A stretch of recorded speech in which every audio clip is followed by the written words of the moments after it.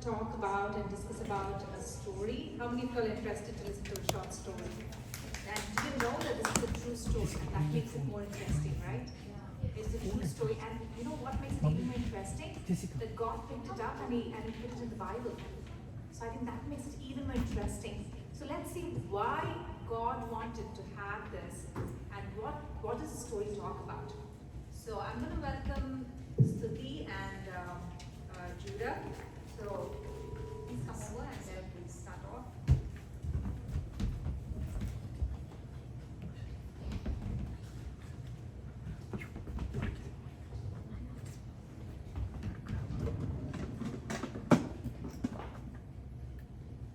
So this story is the story of Esther, Queen Esther.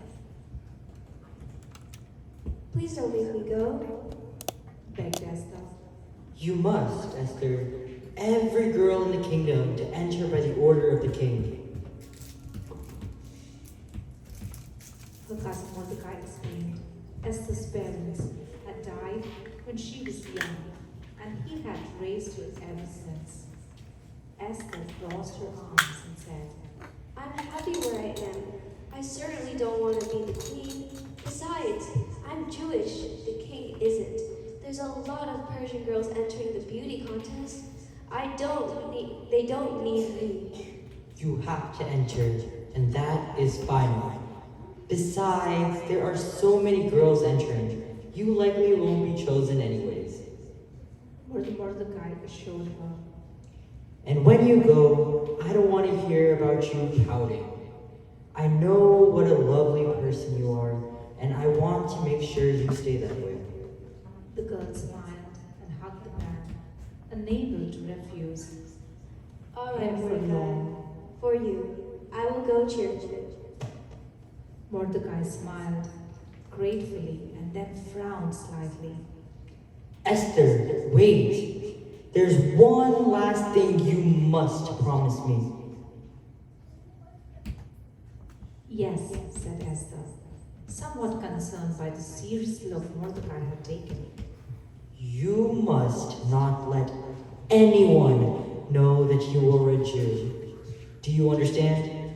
She nodded sadly. Yes, I understand. When Esther was falling asleep at night, she began to think about what it would be like at the palace. She'd have to spend an entire year there, away from family and friends, before the king would even choose his new bride. Ah, well, she thought, at least I'll get to return home after that. After all, there's no way the king would end up picking a peasant, a Jewish girl, as his queen. No matter how lovely people thought she was, Esther shivered inside, even though it was a warm evening. The next morning, Esther packed her bags. She was happy that her cousin would be able to visit her quite often as he worked at the palace as a minor official. Esther carefully combed her long dark hair and gazed longingly out the window. She'd miss. Esther nodded.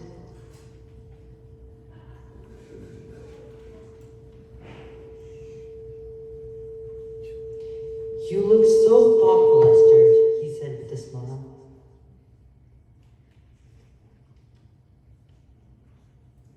I hope I'm not chosen to be queen. I prayed all night that God would make the king choose someone else. Esther, Mordecai cried. you mustn't pray only for what you want, but for what God wants of you. Esther looked confused, and Mordecai smiled gently. Sometimes he forgot how young she still was. What I mean is that God may not always give us what we want, but He does provide us with everything we need. You can't just ask for what you want all the time, because it might not be what God wants. So you must ask for what God wants. Esther thought a second and responded slowly.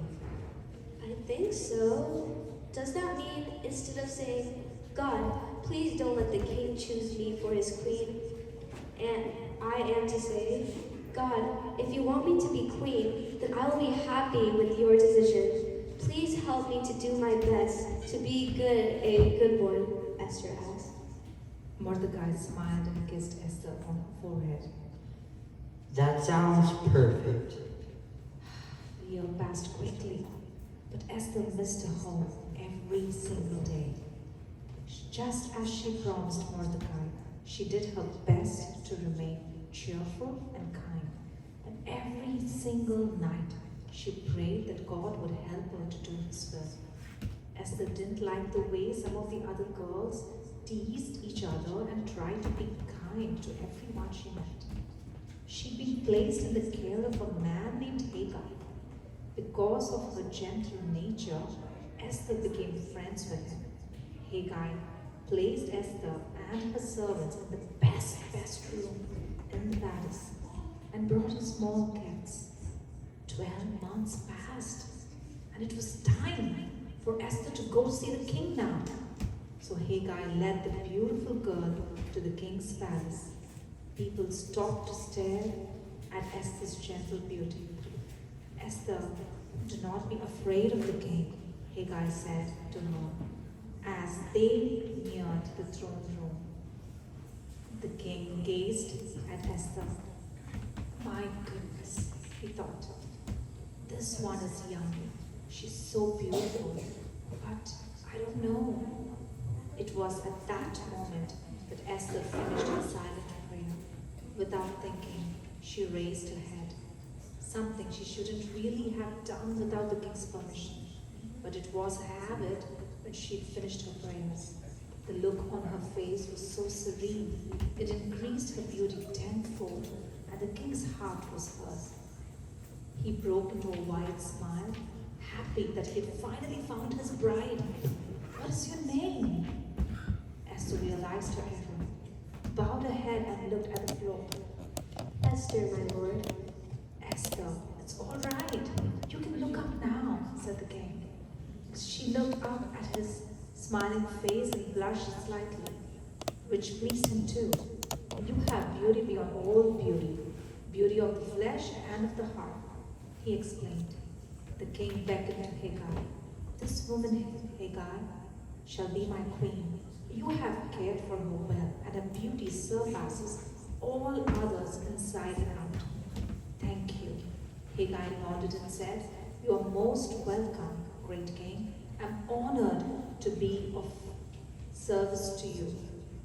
The king then called for a servant to bring Queen Vashti's old crown. He took it and placed it gently on Esther's head. You, Esther, are now my queen. Mordecai sighed and leaned against the inside walls of the castle. He missed Esther, but was very happy to be able to see her almost every single day. He was saddened that she had to hide the fact that she was a Jew from the king. It was all so dangerous for her, and she was young. What if? Mordecai shook his head. It is not good to think of such things, he thought to himself. Esther will be fine. And then there were voices heard. No, that's too long to wait and far too public a place. It is best to do it while he is sleeping. Perhaps we could bribe one of the servants.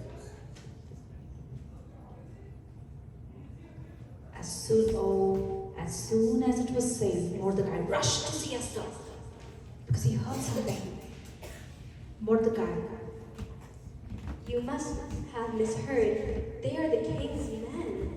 Why would they want to do something like that?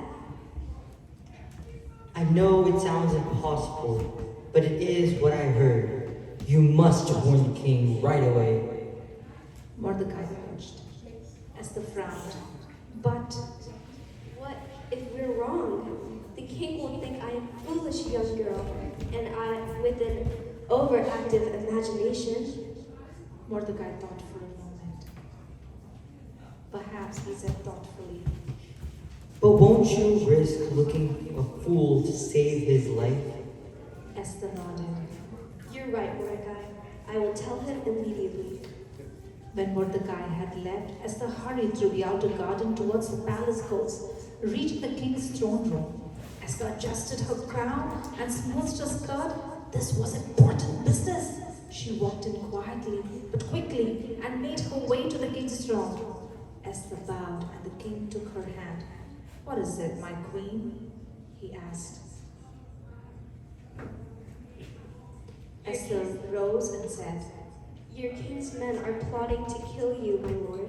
The king frowned. "How do you know this, Esther?" Mordecai, my cousin, heard them talking at the gate. They plan to bribe you or servants and kill you tomorrow night while you're asleep. The king leaned forward and asked, "Are you sure of this?" Yes, your majesty. Esther replied silently. The king then called over several guards and told them what Esther had said. The guards were immediately dispatched to find the servant, who fearfully confirmed Esther's story. He didn't think it too wise to lie to the king when questioned directly about the plot. "Thank you, Esther. You saved my life," the king said, looking at Esther with a smile. You're welcome, but it's really Mordecai's doing, sir.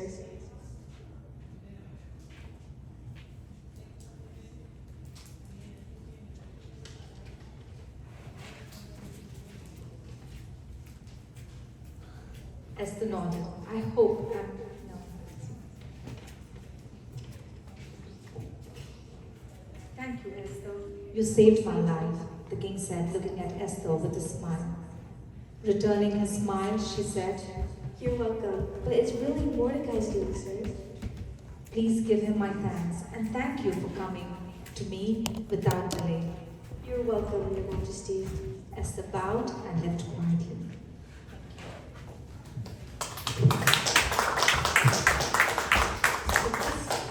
So this was a story about Queen Esther when she was so young. And how many people got the story? So what happened in the story? Can one of you just let me know a brief thing of what happened? What made Esther so special that God had to pick Esther?